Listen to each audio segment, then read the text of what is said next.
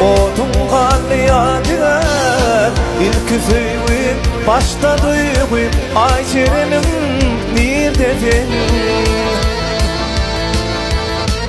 Nice yıllar sevadımı çekip yarın sever yar. İlk süyüm başta duyğum ay çerenim neredesin?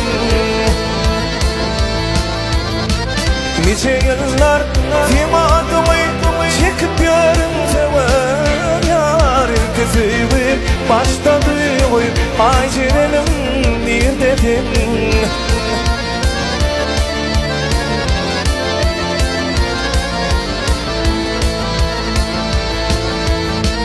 Yaman baktım şum kısmatım yazdı şeyler firmanı. Özümü değil adıganlı yüreğimde armanlı.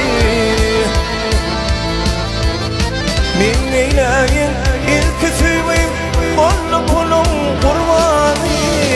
Süyün yarım ahlarım ay şirinim neredesin?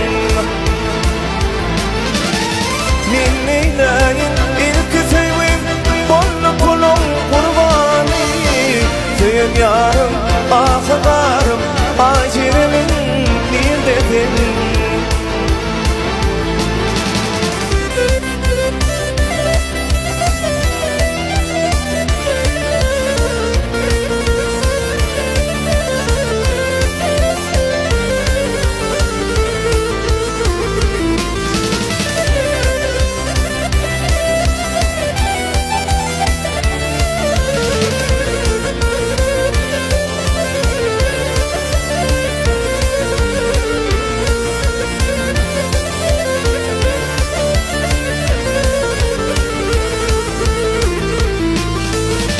Kulluk borcum tamamlayıp kıssanım men yetmez. Tür baylığım yeten o karitını etmene. Zalim atan nenim dedi yanıydın zatmana. Süyün yarım ahlarım ay çerenim neredesin?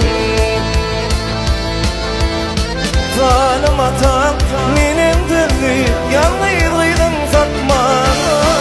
Süyün yarım ahlarım ay çerenim neredesin? Süyün yarım ahlarım ay çerenim neredesin?